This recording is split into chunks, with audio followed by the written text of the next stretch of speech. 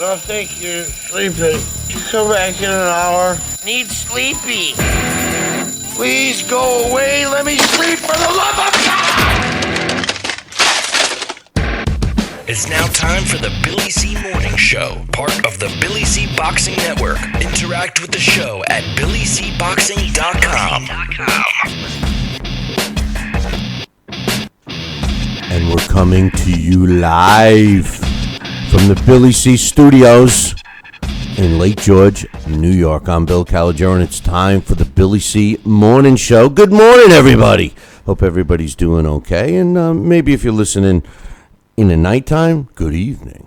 Today's show is being brought to you in part by Sal's Neighborhood Pizzeria and Italian Restaurant located in beautiful St. Simons Island, Georgia. Check out the website, www.salsneighborhoodpizzeria.com, or give my man a call, 912-268-2328, 912-268-2328. Best pizza on the planet. Today's show is also being brought to you in part by JKJ Boxing Magazine. You want a free copy? No problem. Visit our website, www.billycboxing.com, and click on the JKJ Boxing magazine cover, which is on the right-hand side. And FYI, for all you scaredy cats that were getting redirected to a different kind of a site when you searched BillyCBoxing.com, don't worry about it. It's fixed. Yes, she's affixed. So visit the site as much as you want. Today's show is also being brought to us by my book, Tom Molyneux, From Bondage to Baddest Men on the Planet, is available right now where all good books are sold.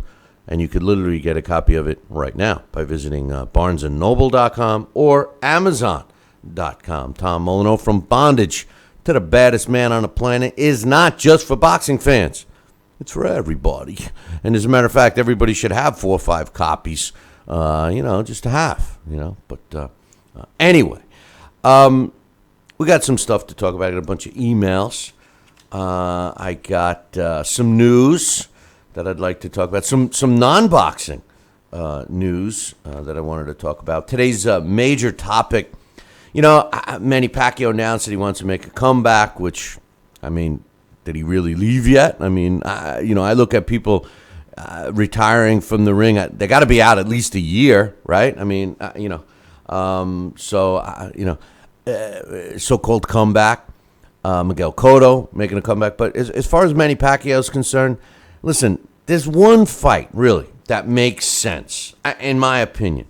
There's been names tossed around. Adrian Broner, Danny Garcia, even Jesse Vargas.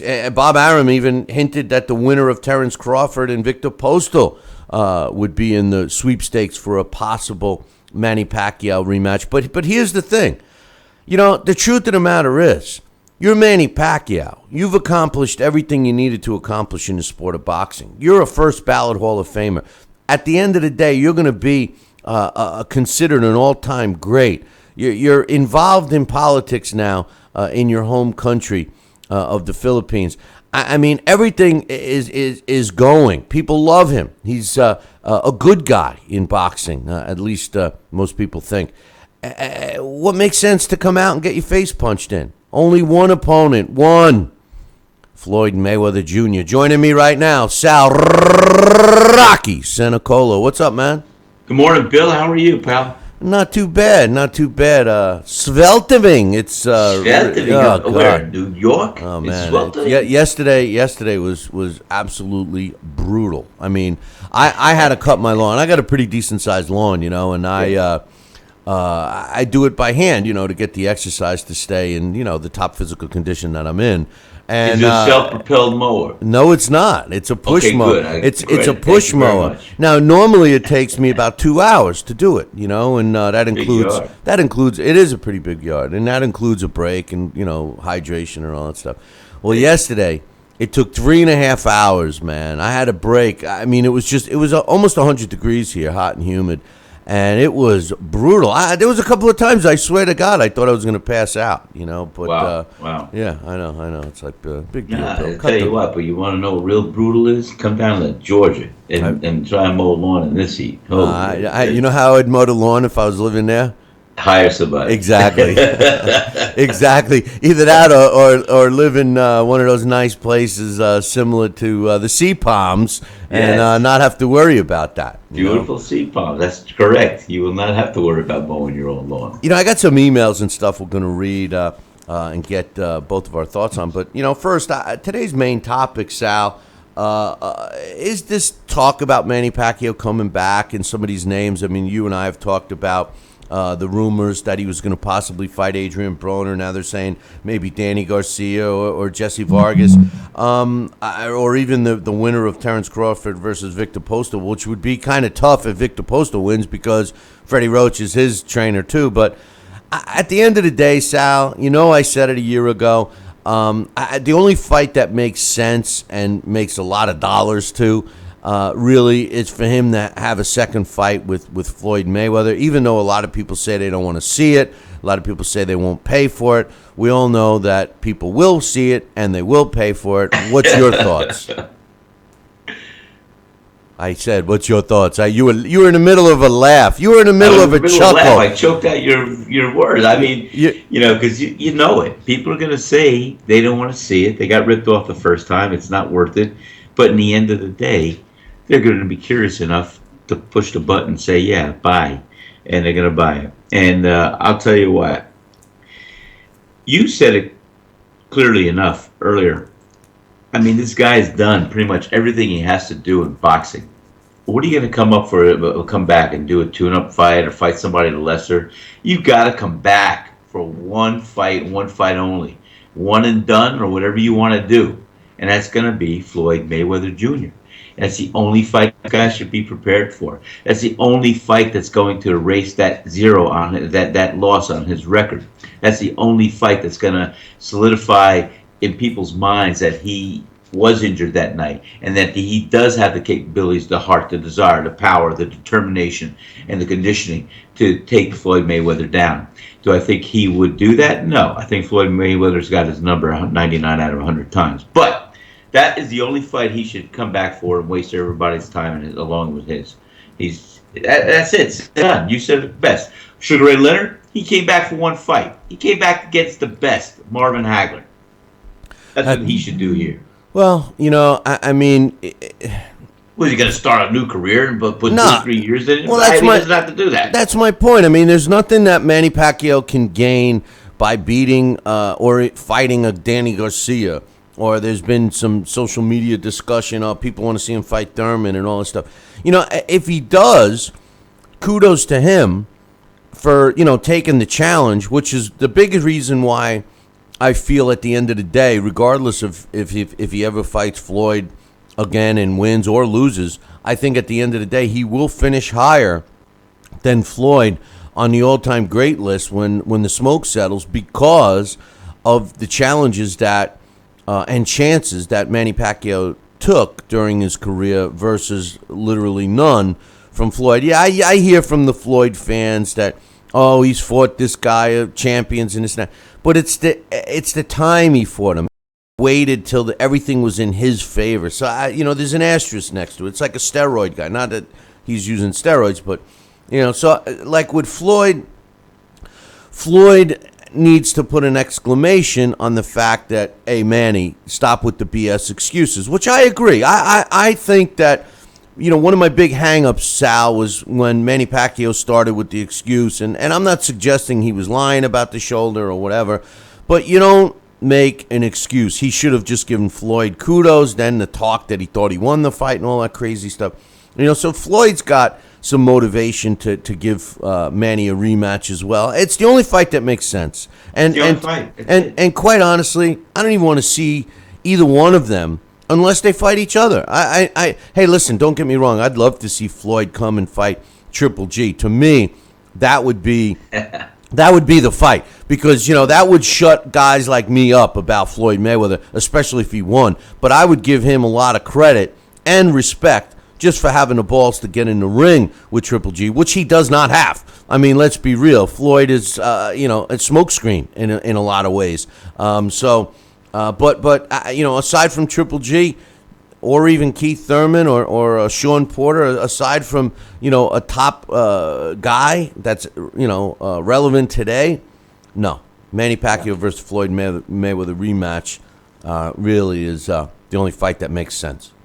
100% correct. And that's it, pal. That's it. Signed, sealed, delivered, said and done. That's it.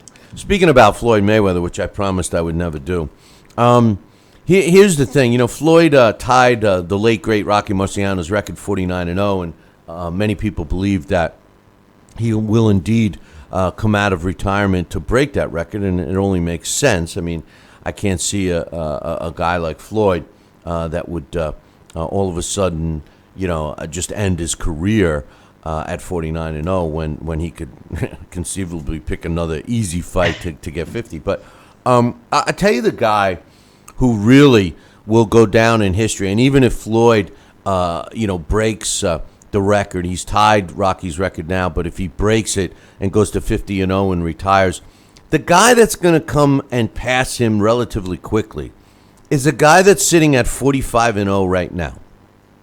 So he's 4 fights away from tying Rocky and Floyd, and 5 fights away from breaking the record. And he's still in his prime, and he's a quality fighter.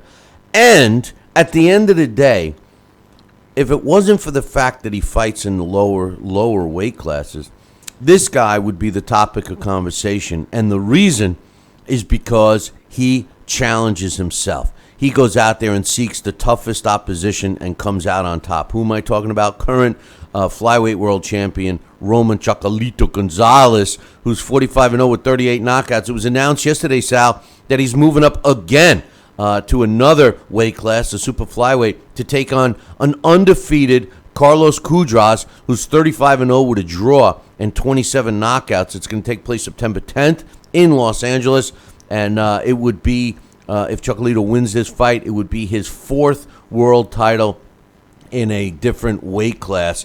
This is a guy that people should be talking about as a potential record-breaking fighter. I'm looking forward to this. I know you like this kid too.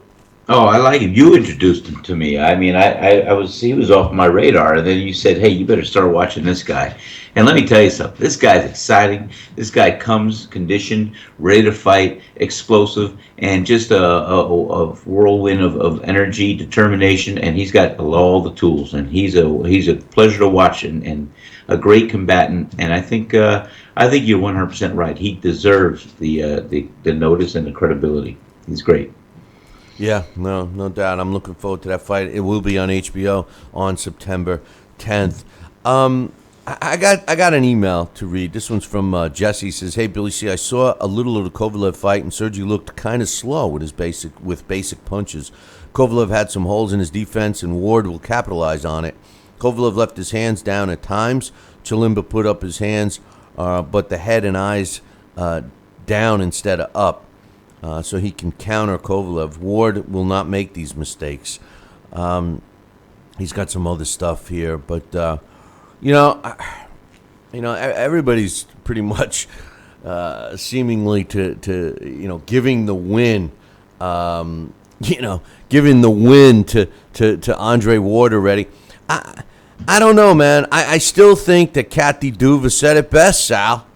The toughest fight is the fight before your big fight. And clearly, Sergey Kovalev has a lot to prove. He's going to prove it against Andre Ward. And like I've said, Andre Ward, out of these two fighters who seemingly have chosen a tune-up fight before they meet each other, Kovalev clearly picked a tougher opponent than Andre Ward did. I wouldn't count out Kovalev just yet. No, and you're right. And, he's got some devastating power. It's so funny.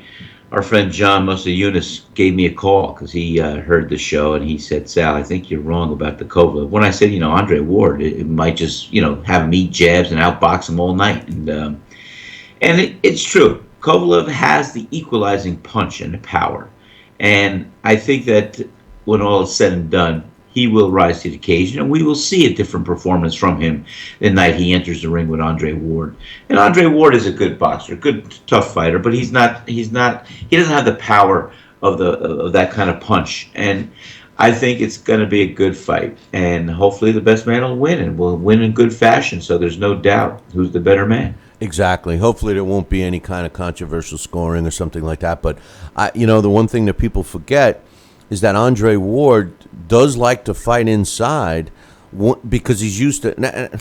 I shouldn't say used to, because you got to give Andre Ward credit, because 5 years ago when he fought, in the Super 6 tournament and stuff, he clearly was fighting the best opposition out there, and I give him a lot of credit. It's the time that passed between him winning the Super 6 tournament and now, in which he hasn't been active. He's aged. I mean, let's face it, Sal. We all know that you age, whether you're beating up on your body or not.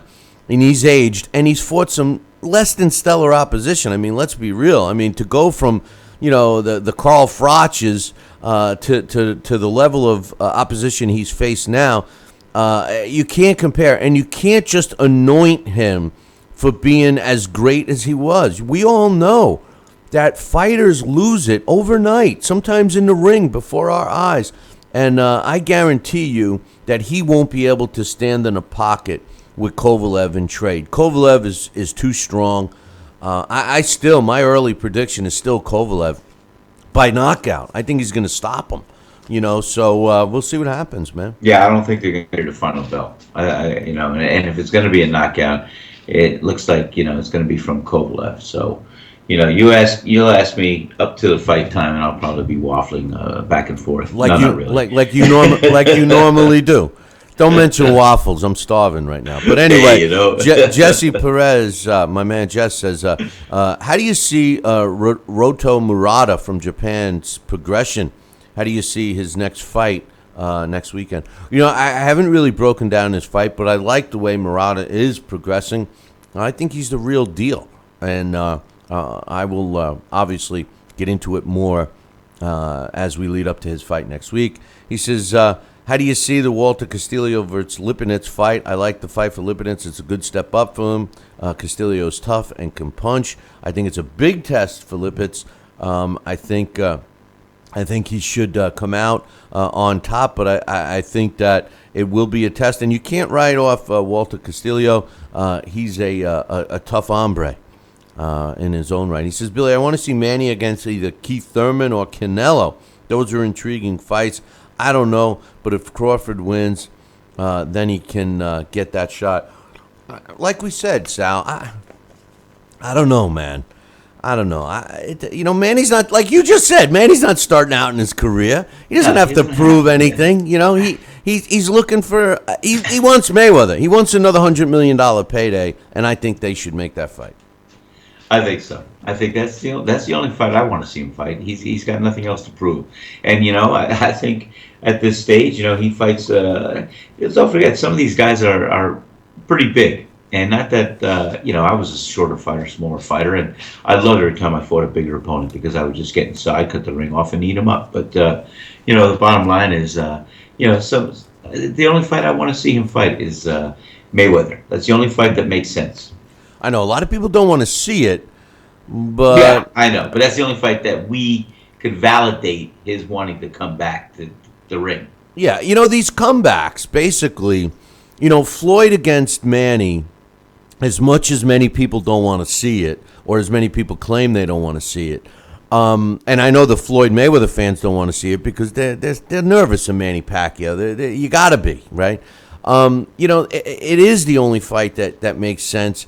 And when these guys make comebacks, unless they're going to be against a substantial foe, who wants to see it? I know Cotto's not going to pick anybody big. I know he's not. They're going to try to bill it as a two-fight thing, and he's going to come out for a pay-per-view payday against a guy that looks good on paper, and it's I'm not for it. When you retire from any sport, that should be it. You should say goodbye, and that's it. I guess there's asterisks and situations that would warrant a comeback. Sort of like some middle-aged guy reliving his youth. But anyway, I got another email. This one's from Joel. He says, with the upcoming Wilder versus Areola fight Saturday and the displeasure of to the fans about this fight, of the available heavyweights without an upcoming fight, who would you have rather seen Wilder fight this coming Saturday? That's a trick question, Joel, because that whole word of available. You see, that's how they. That's how they. Right. Yeah. No. Well, that's how these guys get out of it. Oh, well, so and so's not available because he's fighting, Gumby. So and so's not available because he's out tending to his garden this weekend. The other one's not available because he won't accept the low ball pay figure. Listen, let's be real. The bottom line with Deontay Wilder, without naming a name of who he should fight, is he should be fighting somebody that's relevant to the heavyweight division now. He's a world heavyweight champion. He pounds on his chest that he says he's the best on the planet, says that he wants to stay active, la-da-da-da-da-da-da, hear all the BS from Deontay Wilder, and guess what? I've yet to see him in the ring with a real tough opponent. Real tough. The biggest opponent we thought was Bermain Stavern, and we all realized that we shouldn't have given Stavern as much credit as we did. So he hasn't fought anybody. Show me one guy on his resume. One. You want to see names? How about I'd be happy to see him fight a Bryant Jennings or a Kubot Pulov or a Lucas Brown or a guy like that. Joseph Parker's fighting, and he's going to fight Anthony Joshua. I want to see him fight Anthony Joshua. I'd love to see him fight Tyson Fury. What do you think, Sal? Well, yeah, those are the two biggest names that would definitely solidify his place in the heavyweight division, one way or the other. And, he's got a big right hand. There's no denying that. And he's got a jab. He's got some tools. But when you are placed in a ring with a formidable opponent, you're going to have to pull from inside and use your heart, use your conditioning, use your passion, how bad and how hard and how much you really want to win. Is the prize still worth the price when you're tested and you're looking for what you can do to best your opponent that evening and not leave the ring on a stretcher? So yeah, until a fighter's tested at that level, he's capable of doing it, and he hasn't had that kind of opposition. And when he is in the ring with somebody of that caliber, we'll see the real Deontay Wilder, other than just a good right hand. I agree.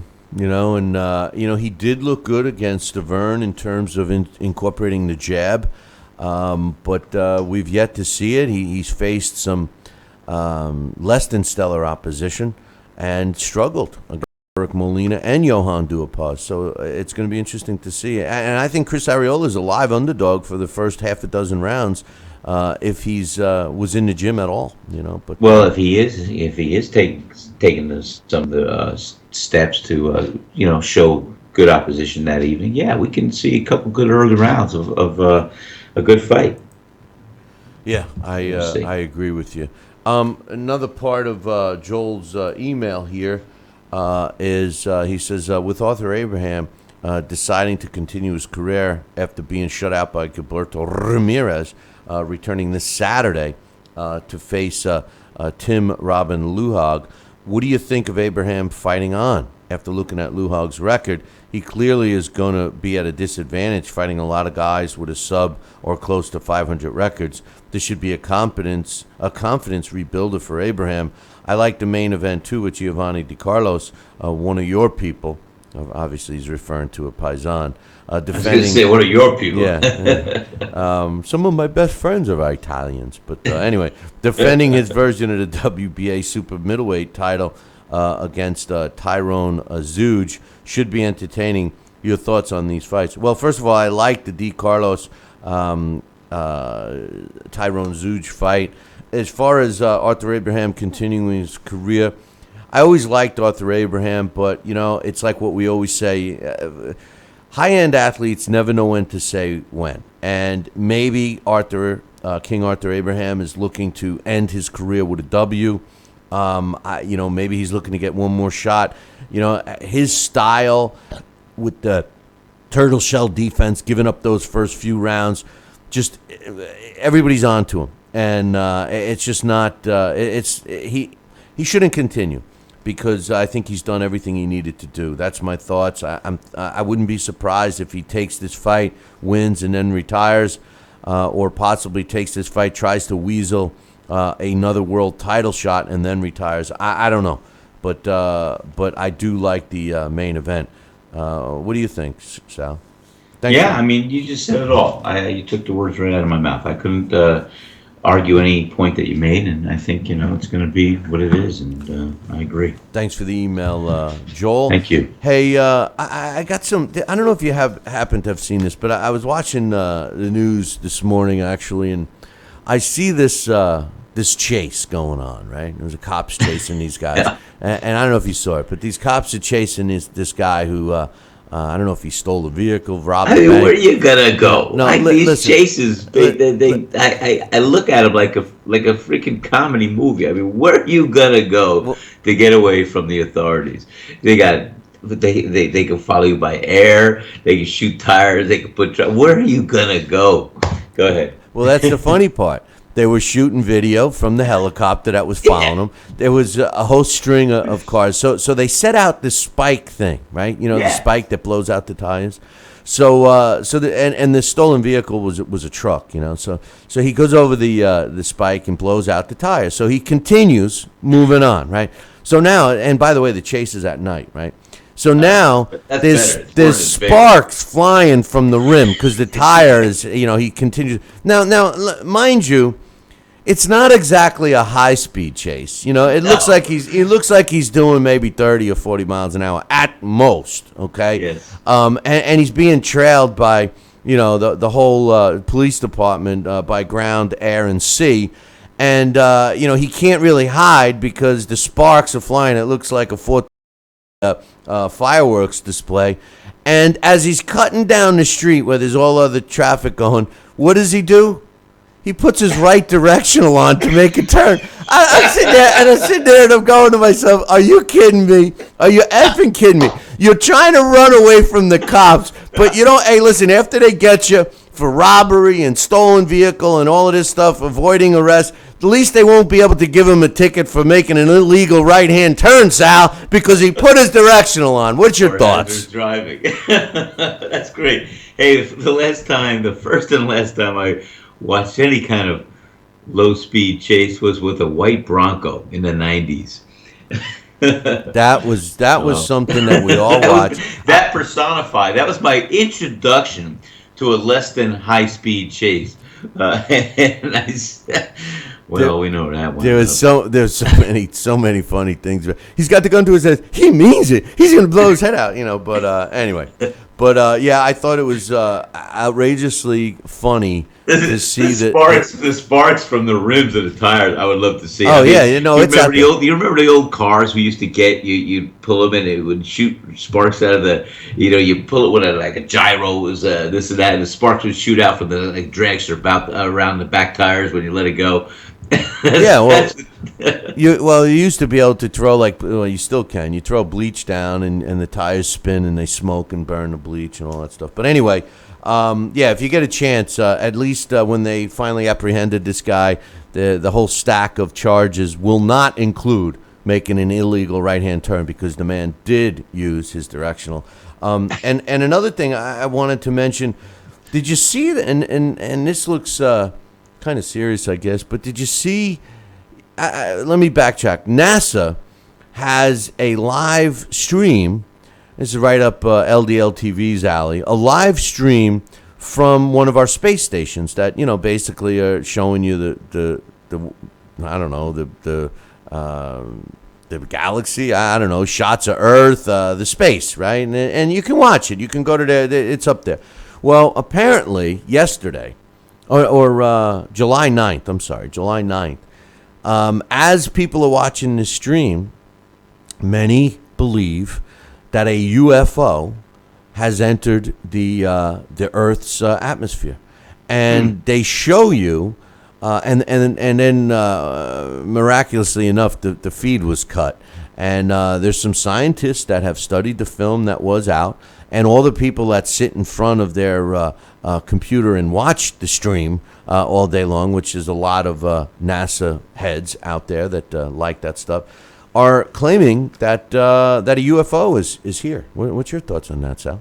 Well, we've been talking about UFOs for how many decades, and we've heard from the generations that are past or even back to the old hieroglyphics that we've seen etched on caves and this and that there's been something in the sky other than clouds, and it's hard to fathom, and I'm a God-fearing Catholic boy, and I'm going to tell you right now, doesn't have to dispose or disclaim the fact that there is a God who just gave us life on this earth. There may be some other life in some other planet, in some other solar system that we just do not know or have the capabilities of really defining. And with all of these so-called claims or weather balloons or something else or Area 51, I mean, it's great food for Hollywood, but there's got to be some inclining or some hint of maybe something out there that we are definitely not aware of that can come and go and look at us from their prism, not ours. I don't know. Listen, the big fear is that people would panic and, especially religious beliefs could be shattered, but there's an explanation for it, and I'm sure, and for us to think that there's not another let me rephrase it, for us to think that there's not the possibility of another planet someplace out there in that vast darkness we call space, that is where we're at intelligence wise or beyond, because let's face it, if they're coming here, they're already beyond us. They got a little on us. They got a little on us, is for sure. Because we're happy that we're sending radio controlled vehicles up to Mars, and it's about as far as we got. Now we got Jupiter, but to think that there couldn't be, to me, is pretty naive and ignorant, to be honest with you. I mean, just considering how big it is, which is kind of scary to think about, there's got to be something, maybe. Well, that's my rationale as far as that's concerned too. I mean, like I said, the religious groups, and I think a lot of it, why there's government conspiracies and cover-ups, is because basically our government, and for the most part they might be right, really do not think that the average person can really comprehend, understand, and not feel threatened. And who knows? Who the heck knows, Billy? They're making some funny comments in the chat room. I just saw that. And I tell you the truth, I just realized. I think Hillary Clinton is bringing the aliens in, and she's gonna, get Obama to pass a bill that aliens are able to vote. They don't have to be, earthling citizens. They don't even have to live on this planet, but they do have a right to vote, and they're trying to get the votes for Hillary. So. Amazing stuff. Rein them in. I got one more email I want to read. This one's from my man Jeff, and Jeff says, "Hey Billy C, Crusher won his latest fight easily, much like he fought Hopkins. There are professional boxers. These are professional boxers. I'm sorry. Not everyone is going to just fall over. Crusher was the aggressor throughout against an opponent hoping to survive. Ward was always going to be a very tough fight. He's a world-rated fighter, and he fought at light heavyweight during the Olympics.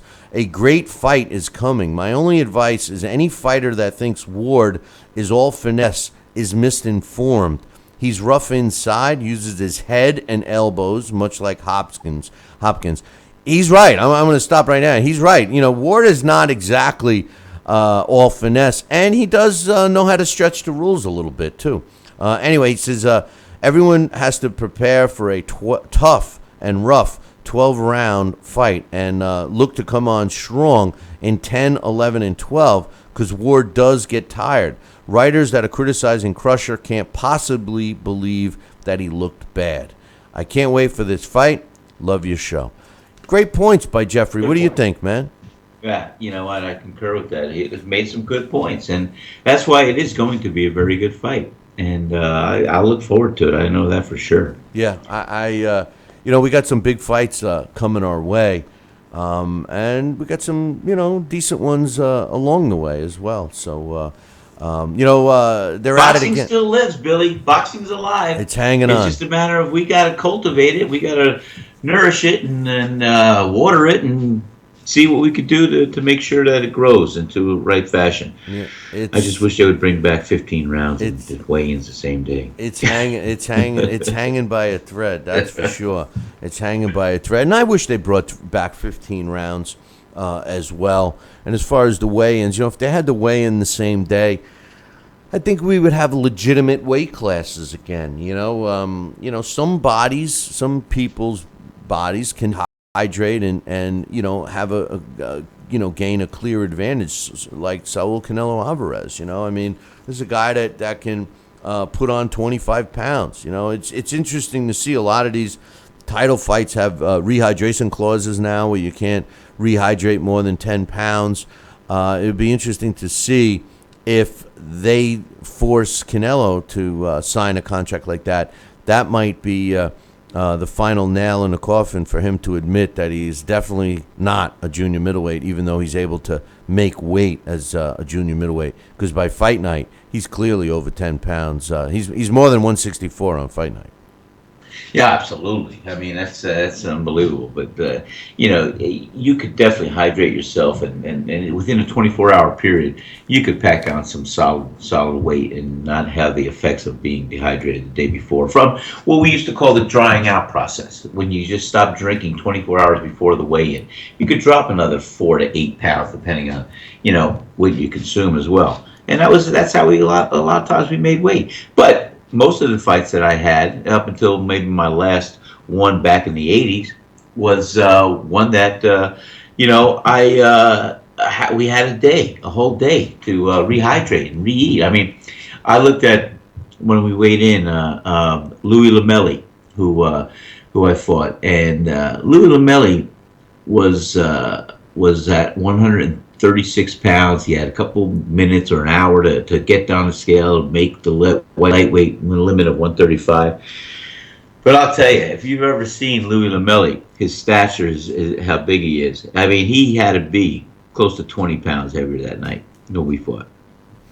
Louis Manelli, is that sort of like... No, Louis Lamelli, not Liza Minnelli. Oh, I didn't know if it was Liza or Milli Vanilli. Wasn't that the lip sync band? I don't know.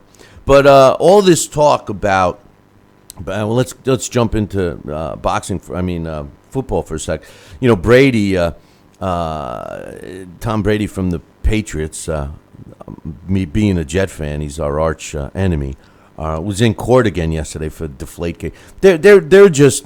They just won't leave this guy alone. As much as I think that the Patriots are cheaters and everything else, and I can't stand them, enough already with the footballs. Come on. To point all the fingers at him is ridiculous. And here's the worst part, Sal. I know you're a Giant fan, but there's rumor that Bill Belichick is going to try and take Ryan Fitzpatrick because the Jets won't sign him for the outrageous money that he's looking for. And put him on that team because it looks like Brady's going to miss the first quarter of the season, four games. That would be the ultimate for Belichick. What do you think? That would be the ultimate. I don't know. Belichick's been around for a long, long time, I'll tell you. I think he was under the tutelage of Bill Parcells, one of my favorite coaches. And then he took over the Giants. He's been here, he's been there. He's got a world of knowledge as far as football and what he could do. And, we'll see. It's just part of the whole game. Yeah, we'll see. That's for sure. But, hey, yesterday, we were doing the, I don't know if you had a chance to listen, but we did the Blast from the Past. And we always take the Title Bout Championship computer game and we put the fighters that we do the Blast from the Past on up against other fighters that are either current or, in some cases, some other greats, and see what the title bout game would have done in their simulation. So yesterday we did the Blast in the Past on Riddick Bowe, who I thought, was clearly deserving of his Hall of Fame induction, which took place last year. And we put him in against the fighters today that basically are controlling the heavyweight division, and he dominated all of them. Vladimir Klitschko, Anthony Joshua, Tyson Fury.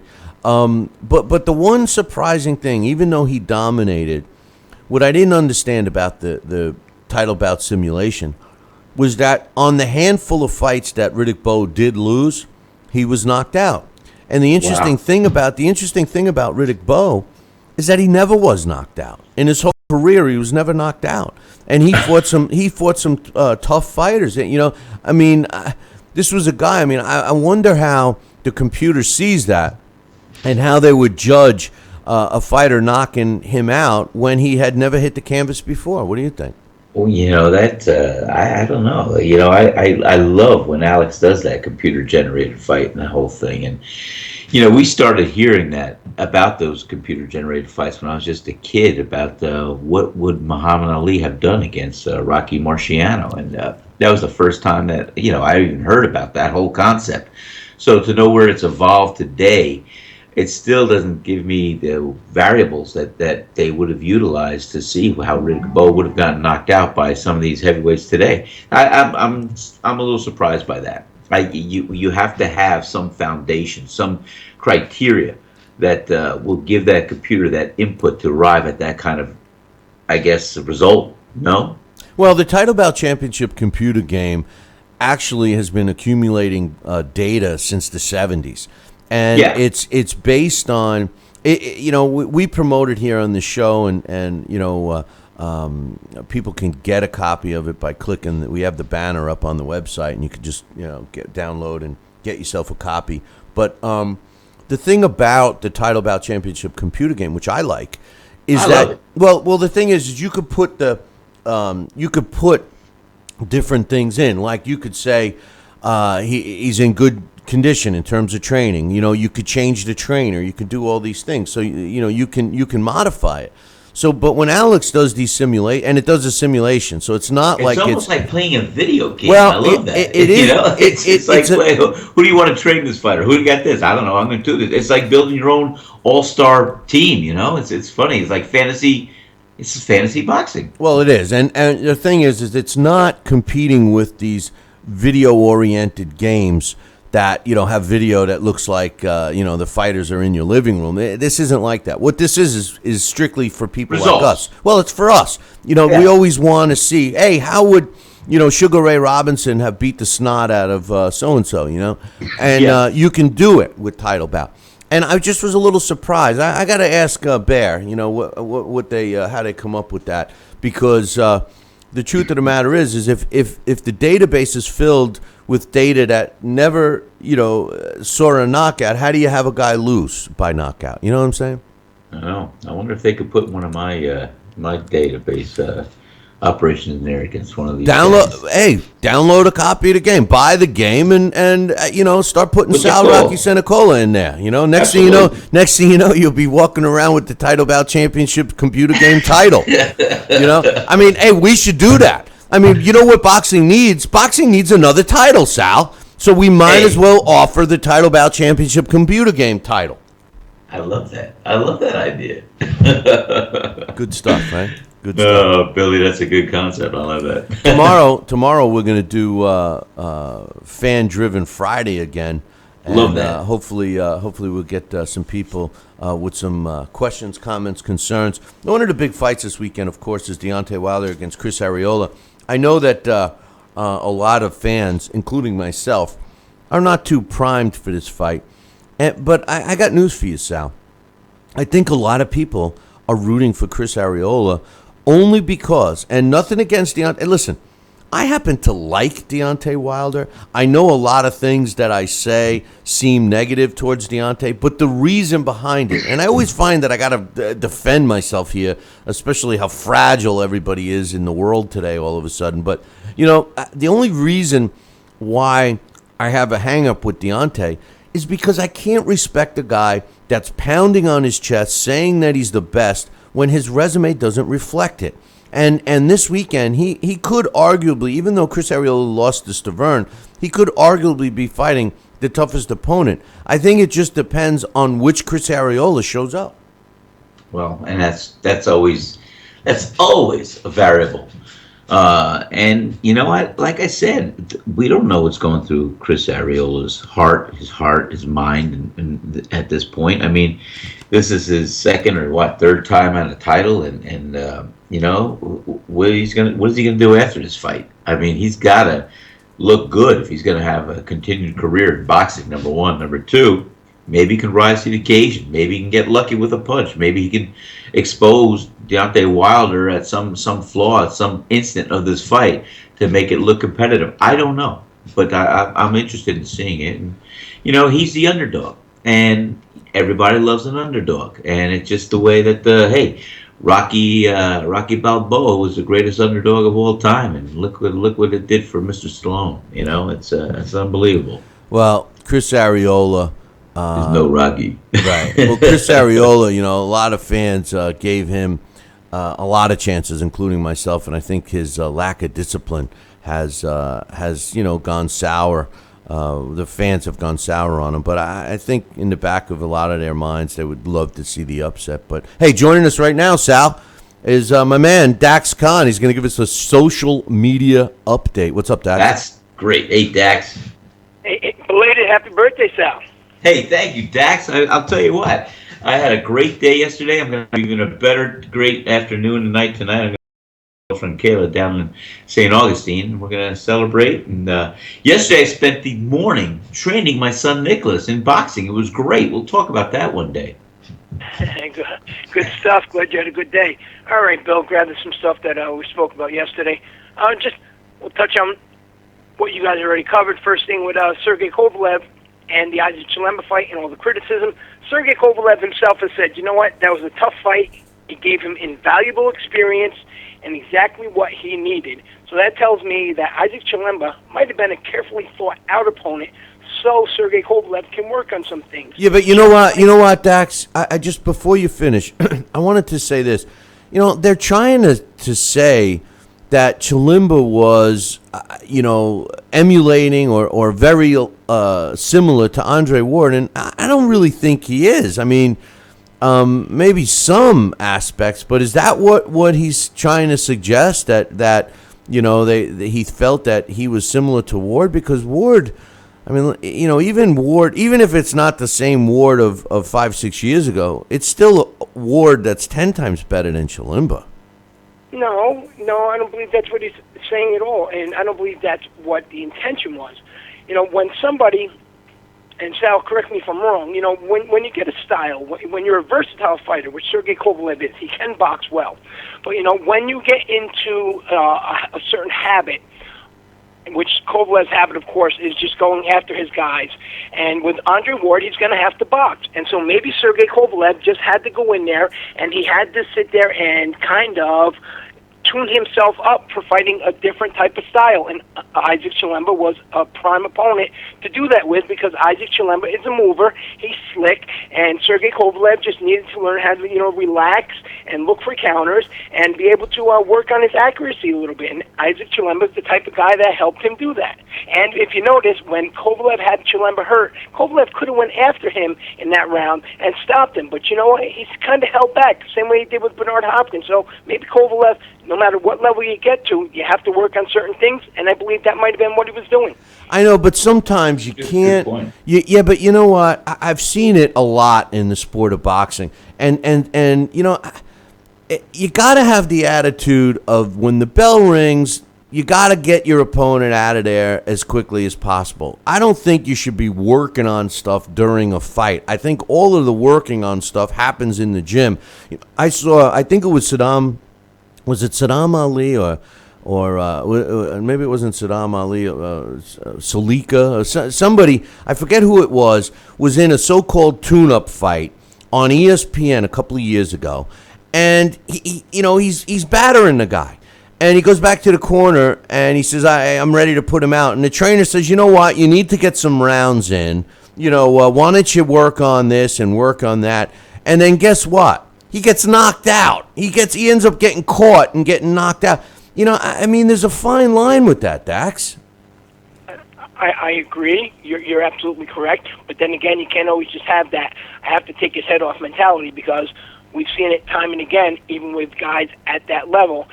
if the knockout doesn't come, all of a sudden, what now? Guys get frustrated.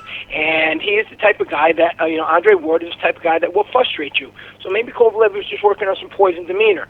Next thing, Deontay Wilder, talking about the Chris Areola fight, he comes out yesterday and says, I'm not even going to study tape on him. I don't need to.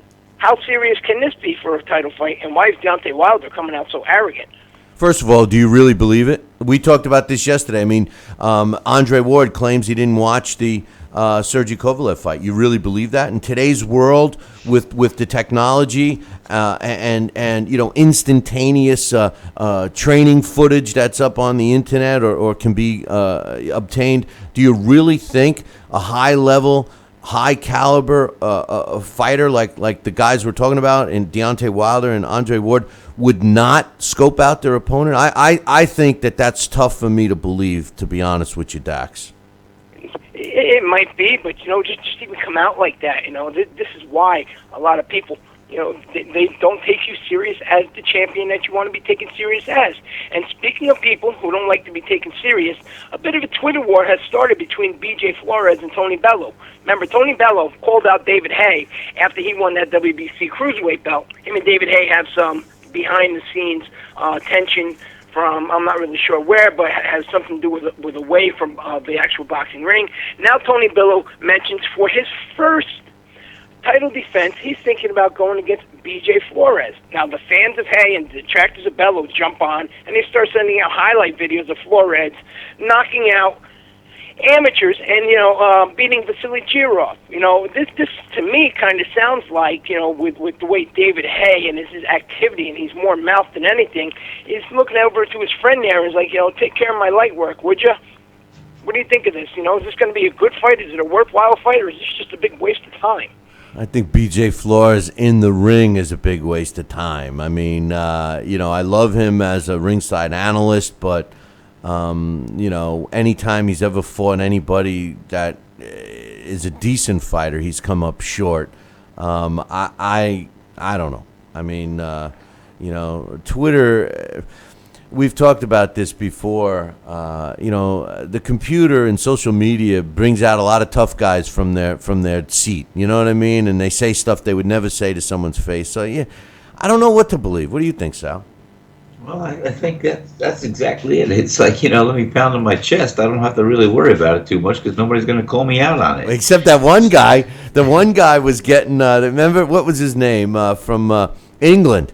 He was getting Curtis Woodhouse, maybe was his name, Curtis Woodhouse. Yeah. He found this troll. He found him. I loved it. The guy was trolling him, and he set out social media. And next thing you know, he's knocking on the guy's door. Could you imagine? I love that. He's lucky he didn't go to jail. I know.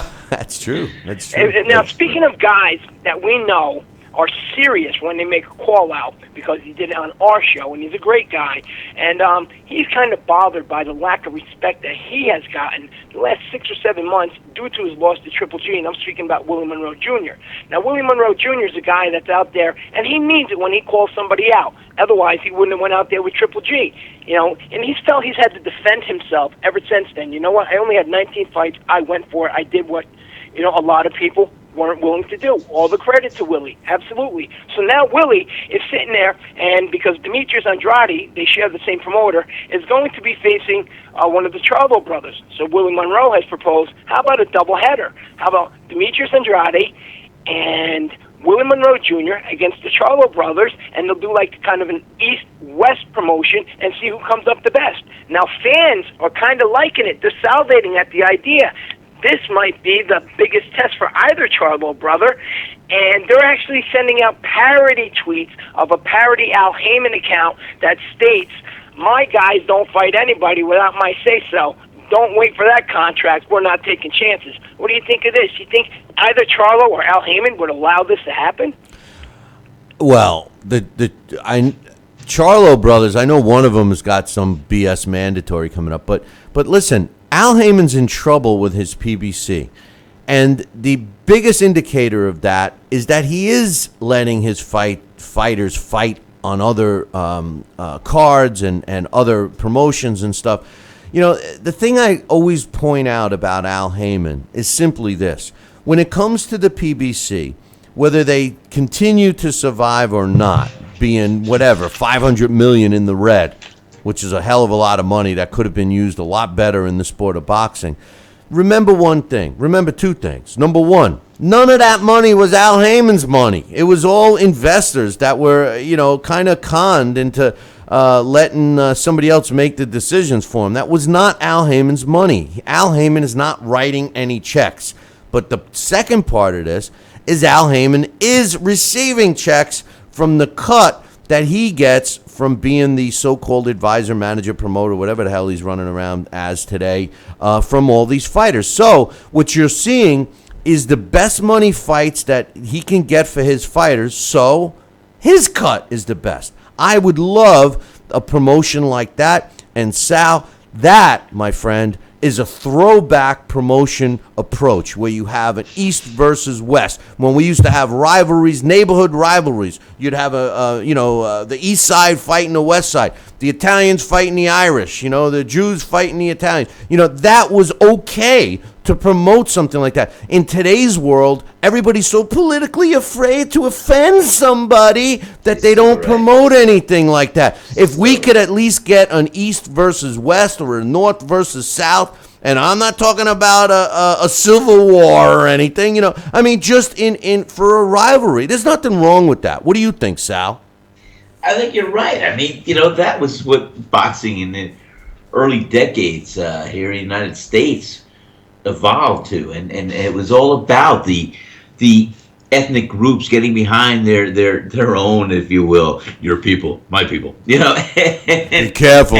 I know, and that's what I'm just saying. It's just funny how we've gotten so far away from that. But you know what? There's nothing wrong with it. It's part of what it is. I don't care if you have another example would be if a guy's coming in from corporate America. He thinks he could fight. Maybe a gentleman Jim Corbett versus a John L. Sullivan type, a rough bruiser who is from the streets. I don't know. It could be anything. But yes, it's part of what attracted boxing fans to the game is that they can identify with somebody that they could choose as their fighter, and that's part of it. Political, because go ahead. Go ahead. Finish your thought. I feel I lost my thought. All right. Political.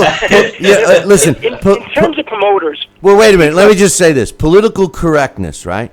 It goes back. It's out of hand today. There's no question, right? But when it all started, I'm convinced. When it all started, and Sal, you're gonna know. No, I'm not gonna mention the parlor, all right? But listen, political correctness all started when. You remember when we were kids, the guy that picked up the garbage, what did we call him? A garbage man, right? The guy picked up the garbage. You know what? I mean, the garbage man. I call myself the sanitation engineer. Well, now that's what I'm saying. That's when it changed. That is exactly when it changed. When the garbage man who picks up the garbage had to be called the sanitation engineer, everything changed, man. From that point on, everything has changed. I don't know what else to say. I had to watch. One week I got the award for being the best dressed sanitation engineer. One last thing. I've become fully convinced. We speak about this all the time, especially you, Billy C., about how promoters don't promote anymore, especially in the United States.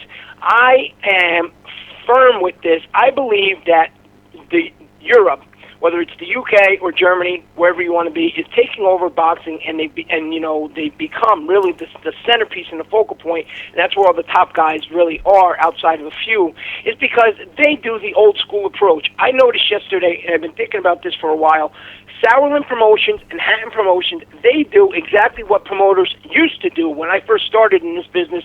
They send out the same type of press releases and give their up-and-coming guys the same type of coverage, and they boost him out to the media the same way they do their champions. And even if it's their small events, which Sauerland has their Nordic Fight Night, which is kind of on the same level as maybe a developed Broadway boxing, maybe a little bit higher. And, continuously, I get these in my email. We send them out on our WordPress, or we put them on our website. And I believe that is why so many people are starting to know who these European fighters are. And that is why the Americans, we want to talk about the whole money first type thing, they're just working on their stars while they're over there always trying to build people. And when their stars are fading, they just kind of keep them in the news while they're still continuously building up their new guys and trying to turn them into stars. And until the promoters here change that around, I just think boxing in the United States is going to go down. And 10 years from now, New England, whether it's the O2 Arena or whether it's over in Germany, that's going to be the next Las Vegas and Madison Square Garden.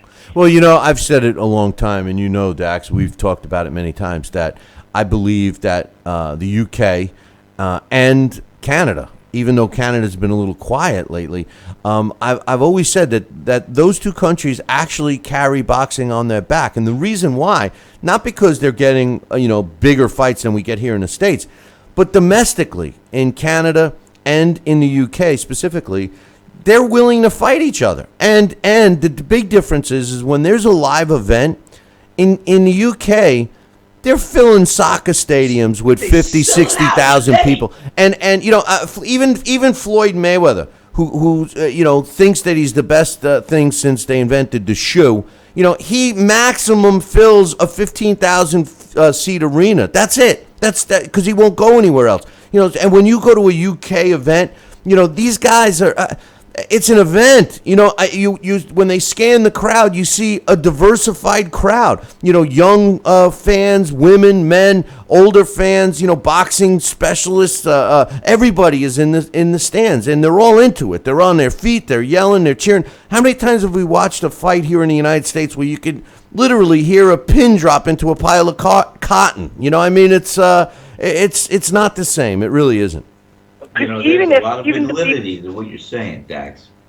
Even the BBBFC, okay, which, they have a lot of fighters that really they're not good. They'd be considered, maybe middle card ESPN fighters here. But, and the promotion companies, even when the fight is going to a purse bid, and we're talking guys that are 6-0 and one that is 7-5, they announced it. It went to purse bid. Oh, we just won the purse bid. Oh, look for the date to come up soon. They get their fans and they try and get the media involved from the very first step in negotiations, and that's when they start building the attention and the attraction for those fights all the way from step number one. And if it takes 6 months, 7 months, 8 months, they keep building it along, and that's why everybody, by time fight night comes, everybody's there, everybody's ready, everybody's hyped, and the house is full. And that's what used to do. They don't no more here. Well, listen, proof in the pudding is Ricky Hatton. When Ricky Hatton came over to the States, 10,000 of his fans came with him, and I'm not exaggerating. They had 10,000 Hatton fans in the arena in Vegas when he fought and got knocked out by what's his name there, the guy that so-called retired. But I spoke about that yesterday with Mike Pasquale. He was saying the craziest way and the most exciting way and he's ever been to was Bout and Galata? And Galata. He's saying, with the fans, the way, I said, yeah, those Polish fans, any of the Polish fights I've ever been to, no matter what level the fighter is, the fans are crazy. I said, but one of the wildest weigh-ins I ever went to was a Ricky Hatton weigh-in. Matter of fact, 2 Ricky Hatton weigh-ins, Hatton and Mayweather, and when I went over to, I believe it was Hatton and Castillo. Those were 2 of the most exciting weigh-ins I went to because of the atmosphere. It was almost like the fight night. That's how happy everybody was, even the people not in there, just standing around the hotel to see Ricky Hatton. Yeah, well, there was only one Ricky Hatton. Ricky Hatton. Hey, Dax, great job. And sorry, I know you're trying to be all serious, and today we were goofing around a little bit, but I appreciate. You got me with the UFOs. Well, I still like the guy. I like getting chased, man. Dax, did you see that on the news? That was out of the New York news. It wasn't in New York, but the truck, the guy that's getting chased, and he's doing like a 30, 40 mile an hour chase. His tires are shot off or popped off. They're shooting. And he was trying to avoid further charges. Listen, that's what I was saying. That's what I was saying.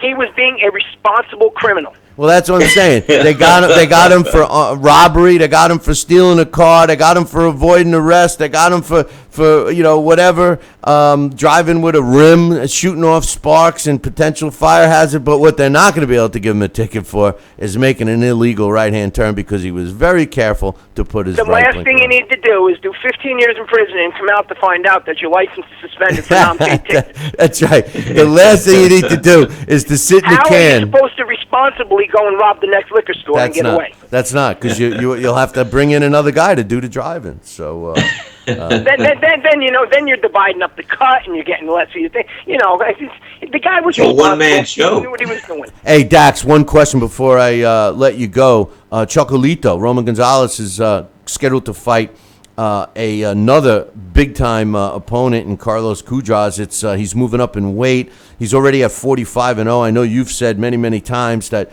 this is the guy that's going to end up probably 50 or even 60-0 by the time it all is over for him. What's your thoughts with him moving up again to potentially win a fourth world title in a fourth different weight class? Well, he has to move up because I know that the flyweight division was he was having a hard time making weight. So, and he is big. If you've ever been near him in person for a flyweight, he's a big flyweight. He's definitely a super flyweight or bantamweight at least. Now, Cudras, he's no easy opponent, and I think this might be the toughest fight of Roman Gonzalez's career. Yeah, I think it is, and this is what there's bad blood. Well, this is what I respect about the guy. He's challenging himself the way fighters should. Boxing is that type of sport. That's what we expect. There's a whole new generation of fans that don't get it.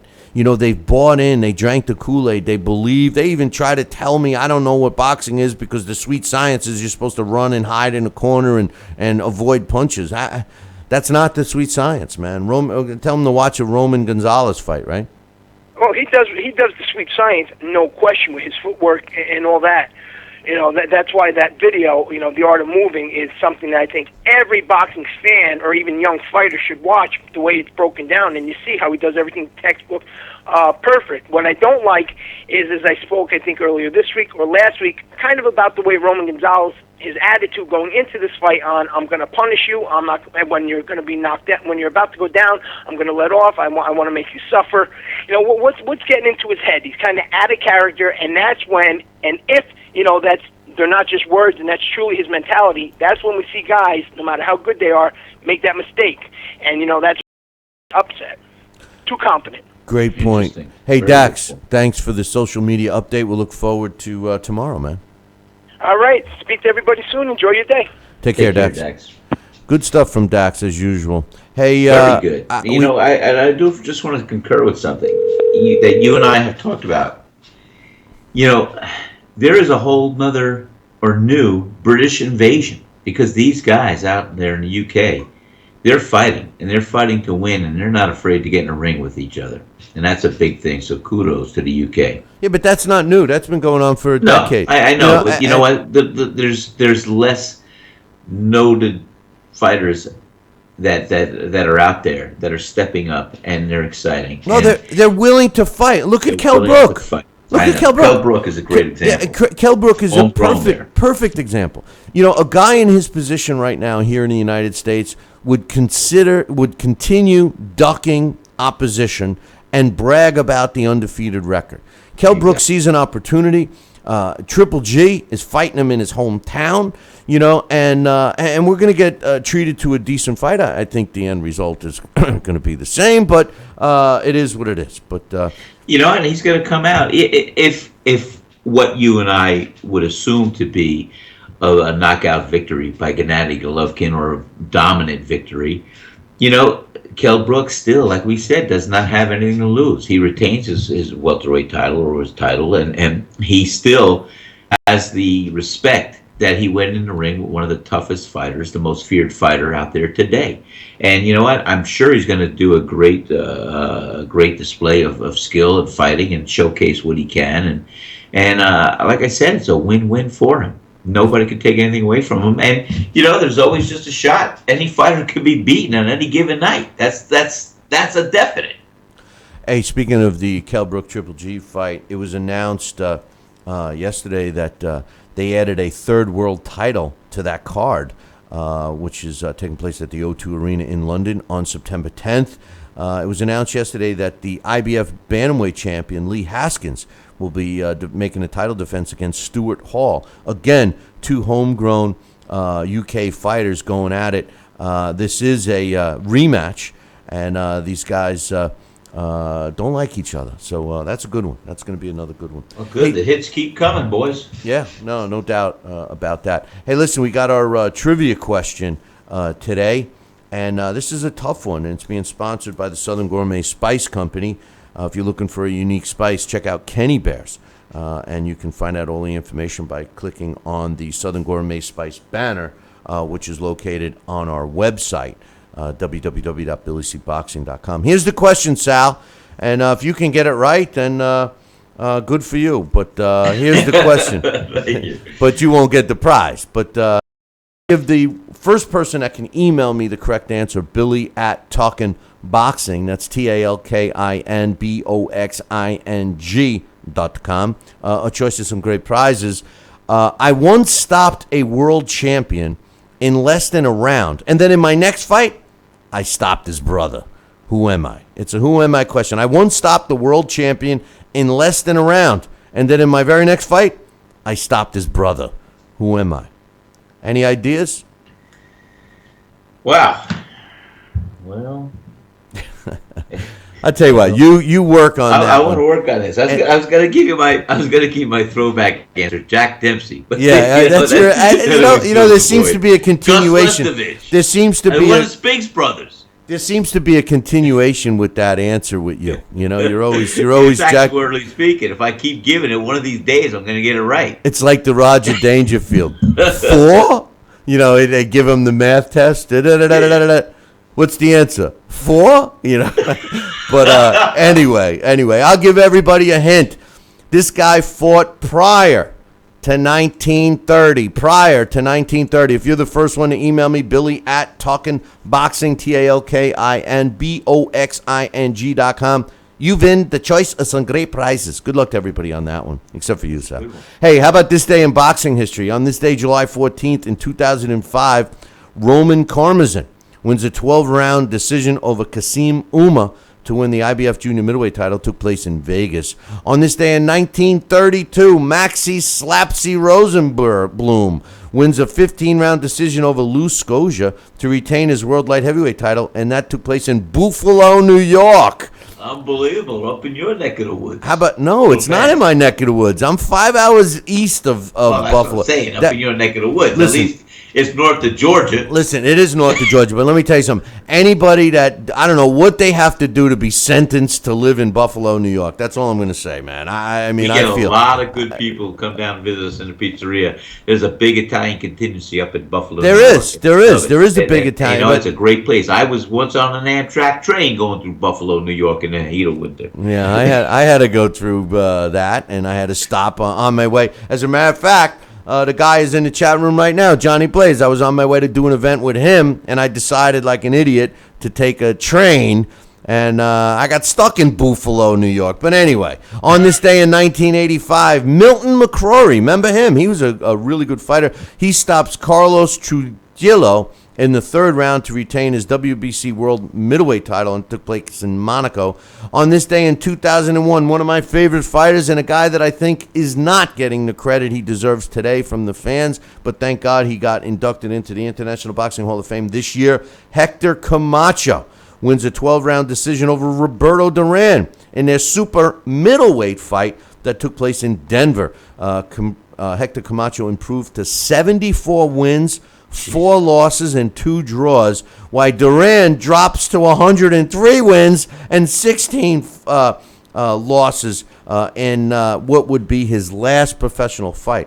A couple of Hall of Famers going at it in 2001. And you'll never see that many more fights. No, never. No, maybe in their mind. And on this day, July 14th, in 1925, former champ and Boxing Hall of Famer Pancho Villa died on this day, 10 days after he lost a controversial decision to Jimmy McLaren due to an infected tooth. He was only 23 years old. And, this really points out how far we've come from a technical point, especially in the medical field.